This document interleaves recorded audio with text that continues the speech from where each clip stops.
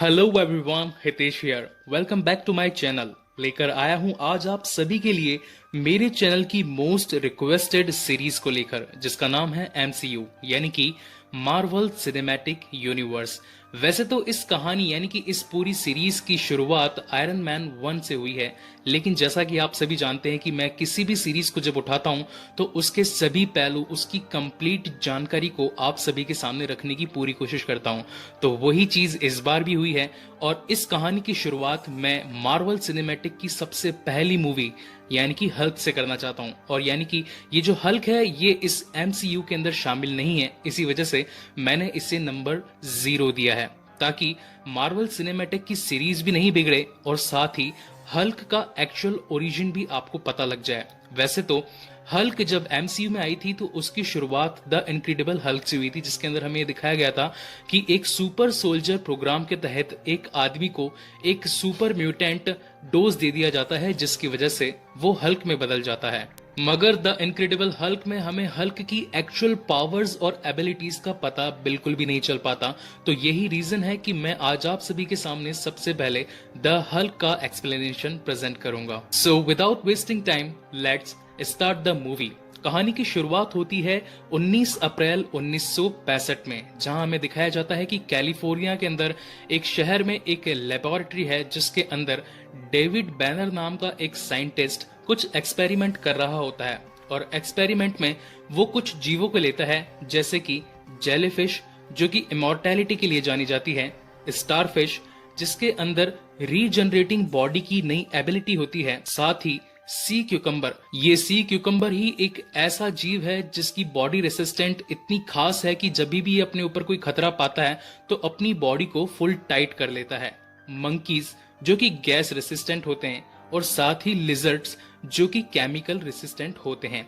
इन सभी पर David banner अपने कुछ खास एक्सपेरिमेंट फरमा रहा होता है, क्योंकि उसे शील्ड की तरफ से आदेश मिला होता है कि उसे सुपर सोल्जर प्रोग्राम के तहत कुछ ऐसे सोल्जर्स को तैयार करना है जो कि लड़ाई के वक्त पूरी देश के काम आ सके। उन सभी जानवरों पर अपने एक्सपेरिमेंट करते हुए वहां पर डेविड बैनर अपनी कॉपी में वो सारी चीजों के रिकॉर्ड भी रख रहा होता है, लेकिन उसे जरूरत होती है एक ह्यूमन बॉडी की, यानी कि एक इंसान की, जिसके ऊपर वो ये सारे एक्सपेरिमेंट कर सकें। और तभी वो पहुंचता है थेडियस रोज के पास में। डेविड थेडियस से कहता है कि मुझे एक ह्यूमन बॉडी चाहिए, यानी कि कोई इंसान चाहिए अपने एक्सपेरिमेंट को परफॉर्म करने के लिए। लेकिन तब वहां पर थेडियस कहता है ह्यूमन सिस्टम को मैनिपुलेट करने की इजाजत सरकार तुम्हें कभी नहीं देगी, और जहां तक मेरा ख्याल है तुम्हें इस प्रोग्राम को यहीं पर रोक देना चाहिए। लेकिन तब डेविड उसकी बात नहीं मानता और बिना ह्यूमन बॉडी के होते हुए वो सभी एक्सपेरिमेंट्स को अपनी बॉडी पर करना शुरू कर देता है। लेकिन हमें ये पता चलता है कि उसकी शादी हो चुकी होती है और साथ ही उसकी वाइफ भी प्रेग्नेंट होती है, और कुछ समय बाद उसका एक बेटा होता है जिसका नाम वो रखता है ब्रूस बैनर, यानी कि हमारे असली हल्क। अब क्योंकि डेविड बैनर ने अपनी बॉडी पर उन सभी एक्सपेरिमेंट्स को परफॉर्म किया था, इसकी वजह से ब्रूस बैनर के अंदर भी वो सारी एक्सपेरिमेंट, वो सारे डीएनए उसके अंदर आ जाते हैं। और यही वजह थी कि जब ब्रूस बैनर कभी भी अपने दोस्तों के साथ खेलने जाता था या जब कभी भी उसे चोट लग जाती थी तो उसकी शरीर में हमें ग्रीन नसें देखने को मिलती थी, लेकिन उसका खून कभी भी उसकी बॉडी से नहीं निकलता था और वो हमेशा मुस्कुराता रहता था, क्योंकि उसे उन घावों का कभी फर्क पता ही नहीं चल पाता था, क्योंकि उसकी जो बॉडी थी वो सब कुछ बॉडी रेसिस्टेंट थी। यानी कि जो भी कोई घाव उसे लगता था उसे महसूस ही नहीं हो पाता था कि उसके शरीर के अंदर उसे कुछ घाव लगा भी है या नहीं लगा है। एक दिन थेडियस डेविड की लैब में पहुंच जाते हैं और उन्हें कुछ ह्यूमन ब्लड के सैंपल्स मिलते हैं, और वो जाकर डेविड से कहते हैं कि यहाँ पर ह्यूमन ब्लड के सैंपल्स क्या कर रहे हैं। तब वहां पर डेविड कहता है कि मुझे मेरी खोज जारी रखनी है, क्योंकि मैंने अपने बच्चे पर भी इसके टेस्ट किए थे और इसी की वजह से मेरे बच्चे में काफी सारे बदलाव आ रहे हैं जो कि मैं नहीं चाहता, और उन्हीं बदलावों को ठीक करने के लिए मुझे इस लैब की जरूरत है ताकि मैं उन सभी मल्टी रिएक्शन केमिकल्स का तोड़ बना सकूं। लेकिन वहां पर थेडियस डेविड को मना कर देता है और उसे कह देता है कि सरकार तुम्हारा काम आज से यहीं पर रोक देती है और अब से तुम्हें काम से निकाला जाता है। और इसी की वजह से डेविड को काफी गुस्सा आ जाता है और वो उस लैब की सभी किरणों को यानी कि जो गामा रेज होती है उसे स्टार्ट करके वहां से भाग जाता है अपने घर की तरफ। और क्योंकि अब वो उस लैब की सभी किरणों को चालू कर देता है, उसके सभी फंक्शंस को चालू कर देता है, इसकी वजह से वहां पर मौजूद सिक्योरिटी गार्ड्स सभी को ये ऐलान करते हैं कि 30 मिनट के अंदर इस पूरी जगह को खाली कर दिया जाए, यहाँ पर एक बड़े से एक्सप्लोजन की आशंका है।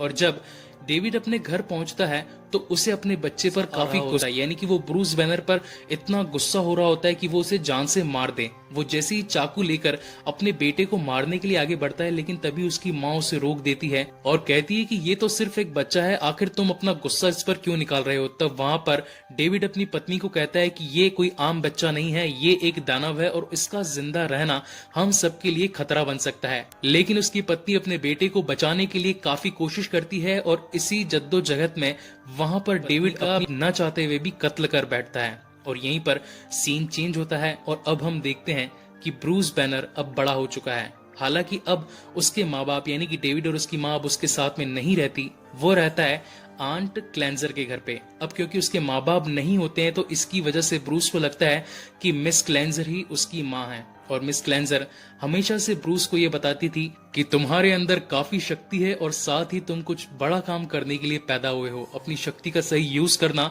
हमेशा कामयाबी तुम्हारे कदम चूमेगी। हम देखते हैं कि ब्रूस बैनर अब 25 साल का हो चुका है और अब ब्रूस बैनर बड़ा होकर अपने पिता की तरह ही एक फिजिसिस्ट बनता है और साथ ही जॉब करता है बार्कले न्यूक्लियर बायोटेक्नोलॉजी इंस्टीट्यूट में। और यहाँ पर इस कहानी का सबसे खास सीन आता है जब कभी भी मार्वल सिनेमैटिक यूनिवर्स की बात हो और स्टैनले का जिक्र भी ना हो, ऐसा तो कभी हो ही नहीं सकता। इस कहानी में वहां पर स्टैनले का अपीयरेंस हमें दिखाया जाता है और साथ ही हमें देखने को मिलता है कि स्टैनले अकेले नहीं है, वो एक सिक्योरिटी गार्ड से बात कर रहे होते हैं।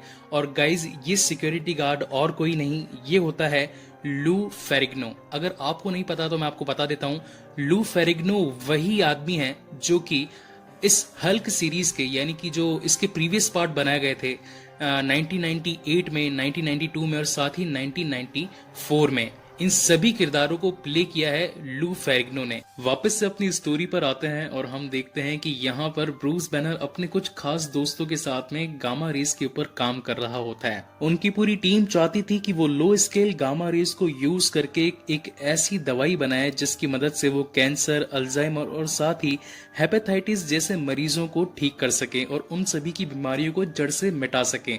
लेकिन तभी वो एक मेंढक पर प्रयोग कर रहे होते हैं उन गामा रेस का और वहां पर वो प्रयोग बिगड़ जाता है और वो मेंढक वहीं पर फट जाता है। इन सभी की खबर एक और इंसान को लगती है जिसका नाम होता है ग्लेन। ग्लेन भी एक तरीके से शील्ड का ही एक एजेंट होता है और वो वहां पर आकर उन सभी यानी कि जो भी ब्रूस बैनर की टीम होती है उनसे कहता है कि तुम जो भी अपना एक्सपेरिमेंट कर रहे हो, मैं चाहता हूं कि उसकी पूरी डिटेल्स, उसके पूरे रिकॉर्ड्स तुम मुझे दे दो, क्योंकि ये सारे रिकॉर्ड्स हमारी पूरी सेना के काम आ सकते हैं। लेकिन वहां पर ब्रूस बैनर क्लैन को मना कर देता है कि ऐसा करना सही नहीं रहेगा, ये हमारी खोज है और हम इसे पूरी दुनिया के अंदर बांटना चाहते हैं, ना कि तुम्हारे सिर्फ शील्ड के कुछ सोल्जर्स के साथ में। और इसी बात पर ग्लेन गुस्सा हो जाता है और वहां से चला जाता है। अगले दिन फिर से पूरी टीम उसी गामा रेस की लो स्केल रेस पर काम करना शुरू कर देती है ताकि वो उस दवाई को यानी कि उस केमिकल को फिर से बना पाए। लेकिन वहां पर कुछ तकनीकी खराबी आ जाती है और उसी की वजह से सभी मशीनें बेकाबू हो जाती है और उनके अंदर से गामा रेज निकलने लगती है। अब क्योंकि सभी को ये पता था कि गामा रेज किसी का भी नुकसान कर सकती है, क्योंकि जब गामा रेज ने मेंढक पर अपना असर दिखाया था तो थोड़ी ही देर के अंदर वो मेंढक फट गया था और इसी की वजह से जब गामा रेज निकलने लगती है तो वहां पर सभी लोगों की जान पर खतरा मंडराने लगता है। लेकिन उन सभी की जान की परवाह करते हुए ब्रूस बैनर उस मशीन के बीच में आ जाता है और वो सारी गामा रेज ब्रूस के ऊपर टकरा जाती है। लेकिन हम देखते हैं कि वहां पर ब्रूस का बाल भी बांका नहीं होता और वो सिर्फ बेहोश होकर गिर जाता है। सभी लोग वहां पर उसी लैब के एक हॉस्पिटल वार्ड के अंदर ब्रूस को एडमिट करते हैं और कहते हैं कि आखिर तुम उस गामा रेस से बचे कैसे। वहां पर ब्रूस की एक खास दोस्त जिसका नाम होता है बेटी रोज, वो भी आती है और ब्रूस से कहती है कि आखिर इन गामा रेस का असर तुम पर क्यों नहीं हुआ। तब वहां पर ब्रूस कहता है कि मुझे तो ऐसा लगा कि जैसे गामा रेस और मेरा काफी पुराना रिश्ता है, लेकिन जब कल उन गामा रेस का असर मुझ पर हुआ तो आज मेरे घुटनों का दर्द भी गायब हो चुका है। ऐसा लगता है कि जैसे मेरे शरीर के अंदर नई जान आ गई है, मेरे अंदर एक नया जोश सा आ गया है। और उसी वक्त सीन चेंज होता है और रात हो जाती है और हमें देखने को मिलता है वहां पर डेविड बैनर ब्रूस बैनर के पास आता है अपने कुछ कुत्तों के साथ में, और साथ ही ब्रूस को बताता है कि मैं ही तुम्हारा असली पिता हूं। वो मैं ही था जिसने तुम्हारे शरीर के अंदर वो सभी एक्सपेरिमेंट किए जिनकी वजह से आज तुम अपनी जान बचा पाए हो, उन गामा रेस के अपने शरीर पर पड़ जाने के बाद भी। ब्रूस कहता है कि ऐसा नहीं हो सकता, मेरे तो पिता ही नहीं है और साथ ही मेरी माँ भी नहीं है, क्योंकि वो कई समय पहले चल बसे थे। तब वहां पर डेविड ब्रूस से कहता है कि नहीं, ऐसा नहीं है, इसके पीछे एक बहुत ही बड़ा कारण है। अगर तुम बेटी को जानते होगे तो तुम्हें पता होगा कि उसके पिता थेडियस रोज, जो कि एक आर्मी एजेंट है, ये वही इंसान था जिसने मुझे अपने एक्सपेरिमेंट में काम करने से रोका था, और इसी की वजह से आज तुम और मैं अलग अलग जी रहे हैं। लेकिन मैं चाहता हूँ कि अब तुम उसकी बेटी यानी कि बेटी रोज से दूर हो जाओ, वो तुम्हारे लिए सही नहीं रहेगा। इन सभी बातों को सुनकर ब्रूस बैनर को काफी ज्यादा गुस्सा आ जाता है और साथ ही उसके शरीर में हमें काफी सारे बदलाव देखने को मिलते हैं। ये वही बदलाव होते हैं जो कि हल्क की इनिशियल स्टेज में होने वाले होते हैं, और देखते ही देखते उसका शरीर एक दानव में बदलने लगता है और पूरी बॉडी हल्क में बदल जाती है। उसका गुस्सा इतना खतरनाक होता है कि वो आसपास की सभी चीजों को तोड़ देता है, और साथ ही उसमें से गामा रेज निकली थी, अपना गुस्सा उस पर जाहिर करने के लिए वो उस मशीन को भी तोड़कर वहां से फेंक देता है, और वो मशीन दीवार तोड़कर वहां से नीचे गिर जाती है। इन सभी एक्टिविटीज को उसके पिता डेविड एक कोने में खड़े दरवाजे के पास में देख रहे होते हैं, लेकिन ब्रूस को ये पता चल जाता है कि उसके पिता अभी भी वहीं हैं और उसे देख रहे हैं। थोड़ी देर बाद में डेविड अपने बेटे यानी कि ब्रूस के पास में आते हैं और उसके गाल पर हाथ रखते हैं और उसे समझाते हैं कि तुम मेरे बेटे हो और मेरे किए गए एक्सपेरिमेंट की वजह से ही आज तुम इस लायक बने हो कि तुम्हारे अंदर इतनी शक्ति आ चुकी है। लेकिन इन सभी बातों को सुनकर ब्रूस को अच्छा लगने की वजह उसे और गुस्सा आता है और वो उस हॉस्पिटल यानी कि उस लेबोरेटरी की छत तोड़कर वहां से भाग जाता है। सीन चेंज होता है और अगले दिन हमें ब्रूस बैनर अपने घर में मिलता है। वहां पर बेटी रोज भी आती है और ब्रूस को बताती है कि कल हमारी लेबोरेटरी के अंदर काफी बड़ा धमाका हुआ और साथ ही काफी अफरा तफरी भी मच गई। क्या तुम्हें इसके बारे में कुछ पता है? तब वहां पर ब्रूस कहता है कि नहीं, मुझे इस बारे में कुछ भी नहीं पता। और जब वो दोनों आपस में बात कर रहे होते हैं तब वहां पर थेडियस आ जाता है और बेटी को कहता है कि तुम यहाँ से घर चली जाओ, मुझे ब्रूस से कुछ आपस में बात करनी है। जब बेटी वहां से निकल जाती है तो वो पहुंचती है सीधा उसके पिता के घर यानी कि डेविड बैनर के घर, और उनसे पूछती है कि आखिर आपने ब्रूस के साथ में क्या किया है। उसकी हालत काफी ज्यादा खराब हो गई है और वो ठीक से किसी से बात भी नहीं कर रहा। बातों ही बातों के अंदर डेविड वहां पर बेटी की स्टॉल ले लेता है। हालांकि इस बात का पता ऑलरेडी बेटी को चल जाता है, मगर वो उन्हें कुछ कहती नहीं है। और वहां पर डेविड बेटी को बोलता है कि अब उसके अंदर कई सारे बदलाव आने लगे हैं, वो एक तरीके से सुपर ह्यूमन बन चुका है। और इन सभी बातों को विश्वास न करते हुए बेटी वहां से चली जाती है। वहीं दूसरी तरफ थेडियस ब्रूस के साथ में अपना इंटेरोगेशन चालू रखता है और उसे ये कहता है कि मुझे पता है कि वो दानव और कोई नहीं, वो तुम ही हो। वो तुम ही हो जो कि डेविड के बेटे हो, और डेविड ही एक ऐसा इंसान था जिसने काफी सारे जीवों पर एक्सपेरिमेंट करके एक ऐसा केमिकल बनाया था जिसकी मदद से कोई भी इंसान एक सुपर ह्यूमन में बदल सकता था। और कल जो भी हमले हुए हैं उसके पीछे और किसी का नहीं, तुम्हारा ही हाथ है। मेरी नजर अब हमेशा से तुम्हारे ऊपर रहेगी, और अब अगर तुमने बेटी से मिलने की कोशिश भी की तो मैं तुम्हारी जान ले लूंगा। और ये कहकर वो अपने कुछ बॉडीगार्ड्स को वहां पर ब्रूस पर नजर रखने के लिए छोड़ देता है और वहां से चला जाता है। वहीं पर सीन चेंज होता है और हमें पता चलता है कि डेविड ने ब्रूस के सर से एक बाल भी लिया था, जिसकी मदद से अब उसे ब्रूस का डीएनए मिल चुका होता है, और उसी डीएनए पर काफी ज्यादा एक्सपेरिमेंट करके वो एक ऐसी दवाई बना लेता है जिससे अब वो किसी भी शरीर को म्यूटेट कर सकता था। और साथ ही वो उस दवाई को बनाकर अपने 3 कुत्तों को पिला देता है, जिसकी वजह से वो तीनों कुत्ते भी म्यूटेट होकर एक तरीके से हल्क की शक्ति पा लेते हैं।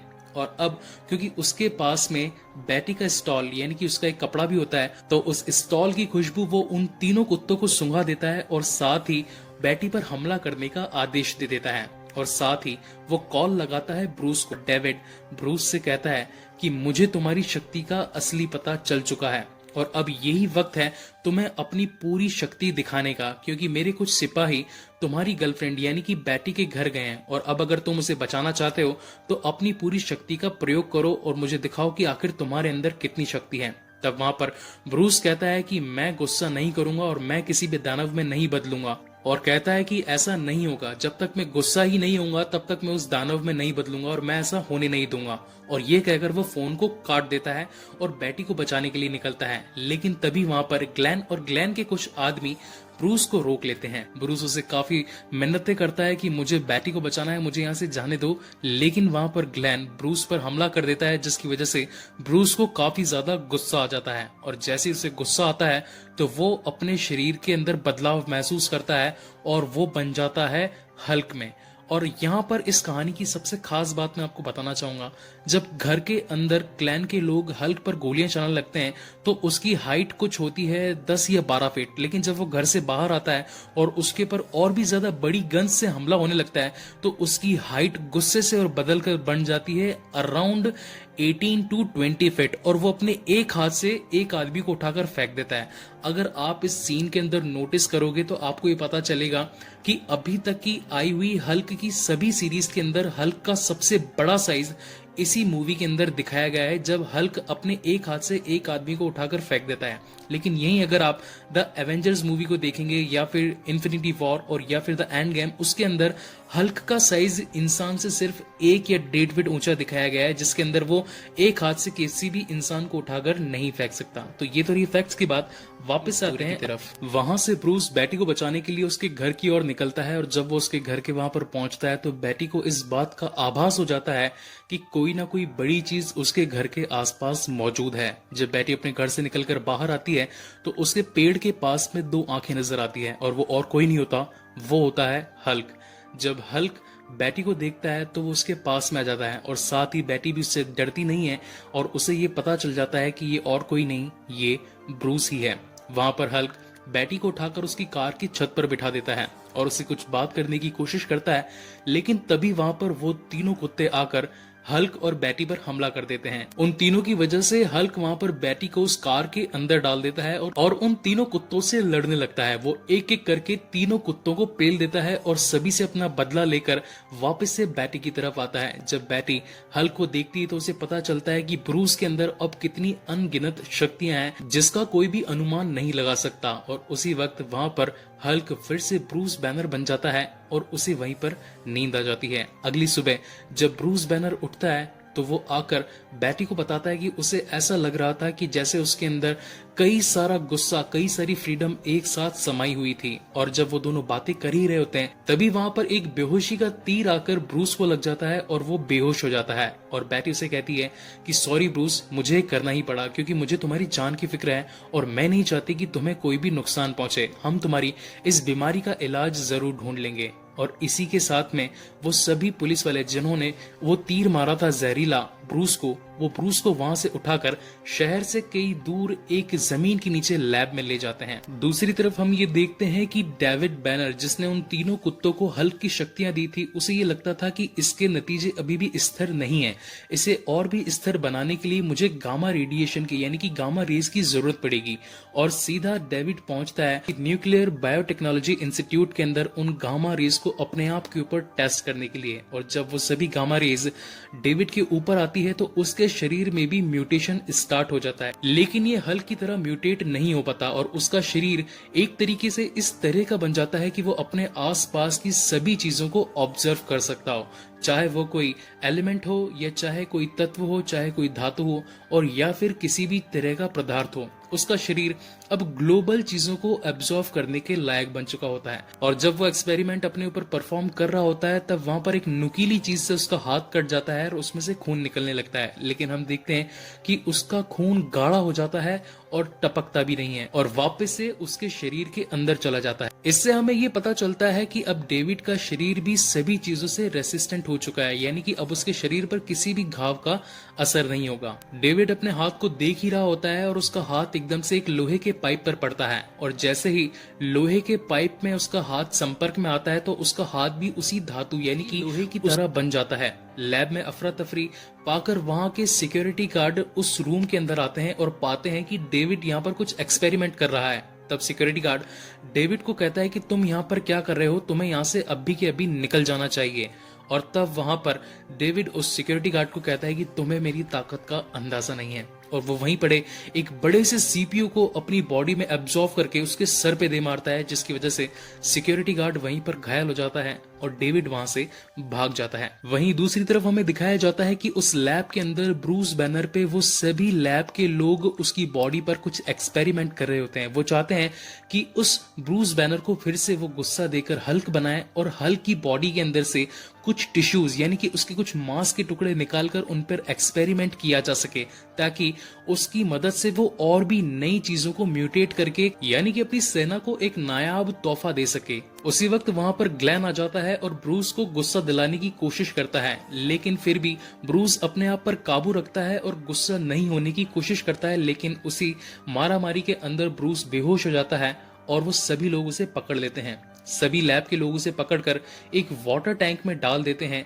और उस पर इलेक्ट्रिक शॉट लगाते हैं। जब ब्रूस पर इलेक्ट्रिक शॉट लगाए जाते हैं तो उसे अपनी बीती सभी बातें याद आने लगती है कि किस तरीके से उसके पिता ने उसे मारने की कोशिश करी थी और अब उसका शरीर किस तरीके से बदल गया था। इन सभी बातों को वो अपने माइंड में जैसे ही लाता है तो उसे काफी गुस्सा आने लगता है और उसी गुस्से की वजह से उसका शरीर फिर से हल्क में बदल जाता है और जिस वाटर टैंक के अंदर हल्क होता है वो उस वाटर टैंक को तोड़कर वहां से बाहर निकल जाता है। जब लैब के लोगों को लगता है कि अब हल्क बेकाबू हो रहा है तो वो इसके ऊपर जहरीली गैसें छोड़ देते हैं, लेकिन क्योंकि हमें पता है कि हल्क का शरीर गैस रेसिस्टेंट भी होता है तो इसी की वजह से हल्क पर उन गैसों का कुछ भी असर नहीं होता और वो वहां मौजूद सभी पुलिस वाले सभी लैब के लोगों को बिना नुकसान पहुंचाए मगर तोड़ा फोड़ी करते हुए उस लैब से बाहर निकल जाता है। और बाहर निकलकर वो जाने लगता है बैटी की तरफ। वो एक एक करके बड़ी से बड़ी ऊंची से ऊंची पहाड़ियों पर कूद कूद कर वहां से जाने की कोशिश करता है, लेकिन क्योंकि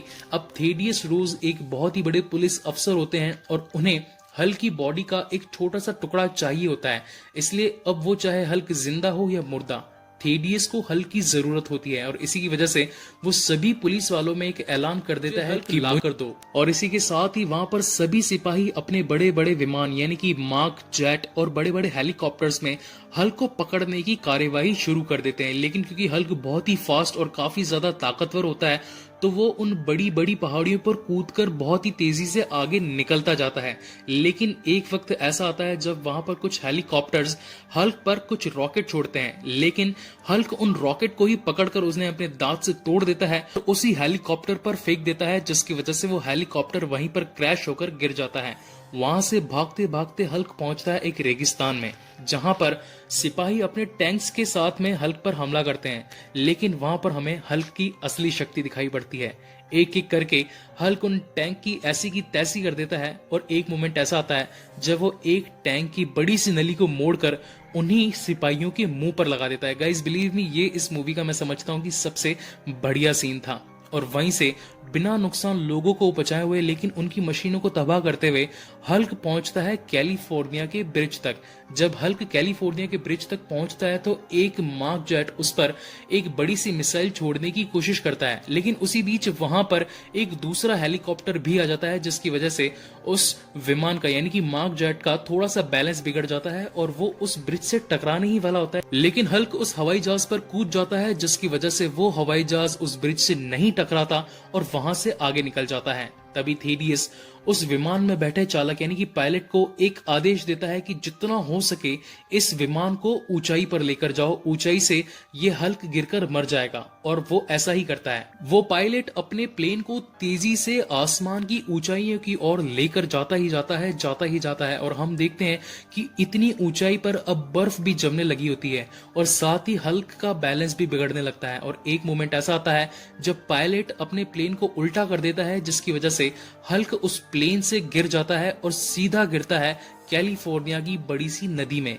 लेकिन बात यहीं पर खत्म नहीं होती। फाइटर जेट काफी बड़ी बड़ी बंदूकों से हल्क पर हमला करने लगते हैं और हल्क उनसे बचने के लिए पानी के रास्ते कैलिफोर्निया के गटरों यानी कि वहां से सिविल लाइंस में पहुंच जाता है और जमीन के रास्ते पहुंचता है बिल्कुल शहर के बीचों बीच।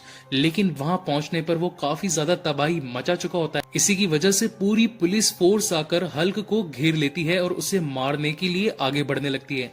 तभी वहां पर बैटी रोज आ जाती है और वो कहती है कि मैं हल्क को संभाल सकती हूँ, मुझे एक मौका दीजिए प्लीज। और फिर वहीं पर थेडियस अपनी बेटी रोज को जमीन पर उतारता है और वो भागते हुए हल्क के पास में जाती है। और जैसे ही हल्क बैटी को देखता है वो फिर से अपने असली रूप यानी कि ब्रूस बैनर में बदलने लगता है। और जैसे ही वो अपने असली रूप में आता है वो बेहोश होकर वहीं पर गिर जाता है, जिसकी वजह से वहां पर पूरी पुलिस फोर्स ब्रूस को पकड़ लेती है और उसे अपनी एक दूसरी लैब में पूछताछ के लिए ले जाती है। और वहीं हमें पता चलता है कि अब डेविड ने भी अपने आप को बंदी बनवा लिया होता है, क्योंकि डेविड को ये पता था कि थेडियस ने अपने अंडर कंट्रोल में ब्रूस बैनर को ले लिया है। अब वो ब्रूस बैनर पर अपने एक्सपेरिमेंट करने चाहते हैं, उसके शरीर के कुछ अंगों यानी कि कुछ टिश्यूज को निकालकर अपने कुछ और एक्सपेरिमेंट बनाना चाहते हैं। लेकिन डेविड ये चाहता था कि मैं हल्क की पूरी शक्ति ले लूं और इस दुनिया का सबसे शक्तिशाली इंसान बन जाऊं। इसी की वजह से वो अपने आप को बंदी बनवा लेता है और उसकी लैब में पहुंच जाता है। जब वहां पर डेविड से पूछताछ हो रही होती है तब वो कहता है कि मुझे एक बार अपने बेटे ब्रूस से मिलना है, जब तक मैं उससे नहीं मिलता मैं तुम्हें कुछ भी नहीं बताऊंगा। और जब डेविड को ब्रूस से मिलवाया जाता है तो वहां पर डेविड अपने बेटे यानी कि ब्रूस को काफी गुस्सा दिलाकर उसे हल्क बनवाने की कोशिश करता है, लेकिन ब्रूस अपने शरीर पर काफी काबू करता है कि वो हल्क ना बने और वहां पर तोड़ा फोड़ी ना मचाए। लेकिन फिर भी डेविड अपनी कोशिशें बंद नहीं करता और वो उसे हल्क बनाने की कोशिशों में लगा रहता है।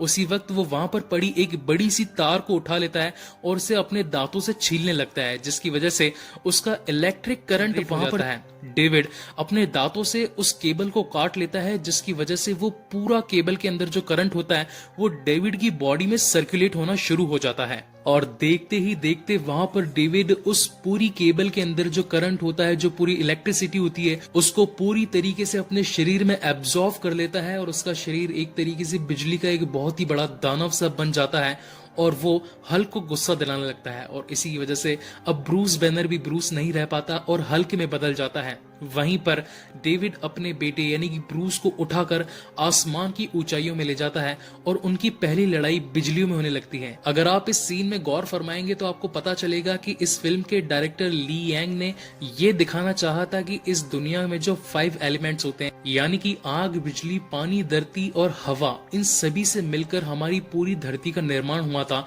तो यही 5 एलिमेंट्स इस लड़ाई में दिखाए जाने थे। लेकिन इस लड़ाई के अंदर वहां पर आग की फाइट नहीं दिखाएगी। अगर मैं डायरेक्टर होता तो मैं इस सीन को जरूर कंप्लीट करता और आग की फाइट भी जरूर दिखाता। तो चलिए वापस अपनी स्टोरी की तरफ आते हैं। इनकी पहली लड़ाई आसमान में बिजली के साथ में होती है और उसके बाद में हवा में लड़ाई होती है और उसके बाद में लड़ते लड़ते ये पहुंच जाते हैं एक झील की तरफ, जिसके बाद में इनकी लड़ाई पानी के अंदर होती है। लेकिन वहां से हल्क अपने आप को बचाकर जमीन पर ले आता है और तभी डेविड भी जमीन पर आ जाता है और धरती की शक्ति को अब्सॉर्व करके वहां पर चट्टान जैसा शरीर बना लेता है और फिर से हल्क से लड़ना शुरू कर देता है। लेकिन क्योंकि हल्क में एक खास बात थी कि जब भी उसे जितना गुस्सा आएगा वो उतना ही ज्यादा ताकतवर होता जाएगा और इसी के चलते वो उस बड़े से पत्थर यानी कि जो उसके पिता डेविड जो एक बड़े से पत्थर बन चुके होते हैं उसे फिर से पानी के अंदर फेंक देता है और पानी में फिर से लड़ने के लिए चला जाता है। लेकिन इस बार डेविड हल्क को पकड़ लेता है और उसकी बॉडी में से उसकी शक्ति को एब्जॉर्व करना शुरू कर देता है।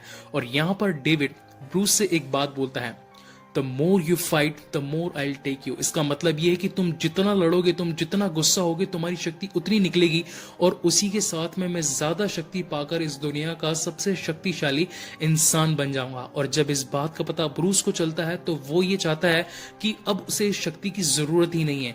वो जब भी इस शक्ति को पाता है एक दानव से बन जाता है और अब वो ये चाहता है कि इस लड़ाई को खत्म कर दिया जाए। सोचता है कि मेरे पिता को आखिर शक्ति ही तो चाहिए, तो वो अपनी पूरी शक्ति को अपने पिता को देने लगता है कि ले लो, जितनी शक्ति चाहिए ले लो, मुझे ये शक्ति नहीं चाहिए।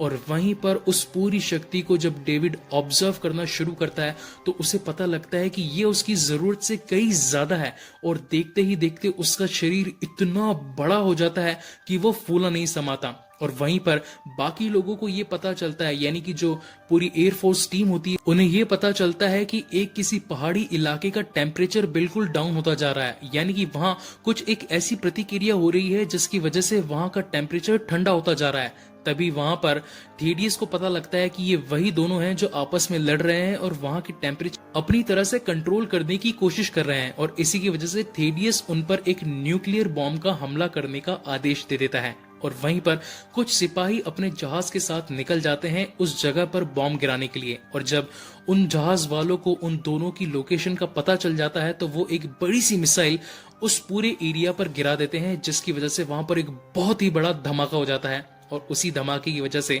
डेविड और हल्क भी मर जाते हैं और पानी में गिर जाते हैं। और यहाँ पर सीन चेंज होता है और हमें दिखाई जाती है बैटी रोज, जो कि अपने घर में होती है। वहां पर फिर से थीडियस का कॉल आता है और वो बैटी से कहता है कि मुझे अभी भी लगता है कि कई देशों के अंदर अभी भी ब्रूस जिंदा है और वो घूम कर इधर उधर जाकर अपनी जान बचाने की कोशिश कर रहा है। अगर वो कभी यहाँ आए तो क्या तुम मेरी मदद करोगी उसे पकड़वाने में? तब वहां पर बैटी कहती है कि नहीं, बिल्कुल भी नहीं करूंगी। अगर मुझे पता भी होगा तभी भी मैं आपको उसकी लोकेशन बिल्कुल नहीं बताऊंगी। और यहीं पर सीन चेंज होता है और हम देखते हैं कि अफ्रीका के जंगलों के अंदर अब ब्रूस बैनर एक तरीके से एक डॉक्टर का काम कर रहा है और वहां पर मौजूद सभी लोगों की जान बचाने की दवाइयों से कोशिश कर रहा है। लेकिन तभी वहां पर कुछ गुंडे आ जाते हैं और वो ब्रूस को परेशान हैरान करना शुरू कर देते हैं। लेकिन तब वहां पर ब्रूस उन गुंडों से कहता है कि मुझे गुस्सा मत दिलाओ, और सभी लोग वहां से चले जाते हैं। इस सीन में हमें ऐसा लगता है कि अब ब्रूस ने अपने शरीर पर काबू पा लिया है और अब वो हल्क में कभी नहीं बदलेगा। लेकिन तभी हम देखते हैं कि ब्रूस की आंखें फिर से हरी हो जाती है। इसका मतलब यह है कि ब्रूस के अंदर अभी भी हल्क की शक्तियां हैं और वो अभी भी उसके शरीर से नहीं निकली है। और इसी के साथ ये कहानी यहीं पर खत्म होती है। गाइज, आपको ये वीडियो और ये कहानी कैसी लगी प्लीज मुझे लाइक और कमेंट करके जरूर बताएं। और अगर आपको मेरे वीडियोस अच्छे लगते हो तो मेरा चैनल प्लीज जरूर सब्सक्राइब करें। इसके बाद में मैं MCU की फर्स्ट मूवी यानी कि द आयरन मैन का एक्सप्लेनेशन अपने चैनल पर जल्दी ही अपलोड करूंगा। सो मिलते हैं अगले वीडियो में।